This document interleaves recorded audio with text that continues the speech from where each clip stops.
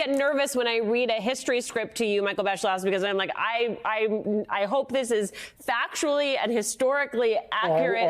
Always A+ in every respect, Alicia, including tonight. Thank you for knowing your audience. You know, Trump, he's already made history. He's survived 2 impeachments. How significant would an indictment be, especially in this Manhattan case? Well, you know, we've never seen anything like this in the whole history of the United States. The closest we came was 1974. Richard Nixon resigns on the 9th of August.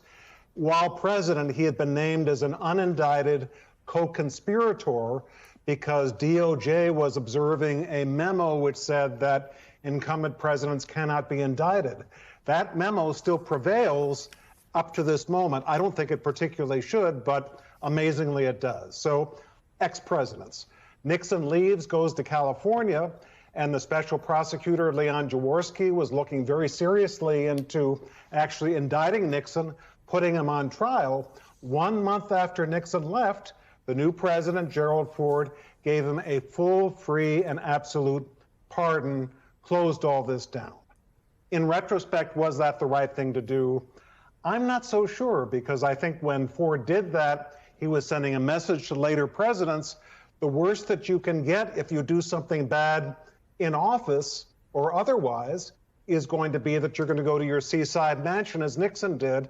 Well, Donald Trump has a seaside mansion too. That is not a very big punishment.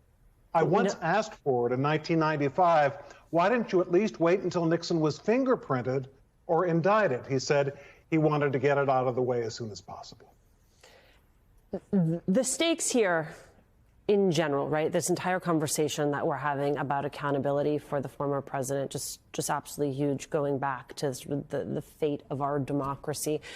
In this case specifically, you have Michael Cohen suggesting that a Trump arrest, that is a term that the former president has used, again, we have no evidence of, but that if there were an arrest, it could harm international relations. Take a listen. I don't want to see Donald handcuffed and paraded through. Not again because he doesn't deserve it, assuming, of course, that's the way that the court finds, but more because it's an embarrassment to our country. Could you imagine both our allies and our adversaries, how they could, you know, either enjoy this or despise us as a direct result? Michael, your greatest concerns as we watch all this play out? My greatest concern actually would be if the court found that Donald Trump had serious evidence showing that he had broken the law and he didn't have to pay the price that any other American does. That's been a big problem for America. When Richard Nixon was pardoned by Gerald Ford, a lot of people rightly said, why does Nixon get off? You know, he may have obstructed justice, he may have done other bad things, but if someone steals toothpaste in a drugstore, that person might have to go to jail. You know, if we have this idea that everyone is subject to the law and this is a government of laws, not of men and women, hard to do that if presidents get off scot-free.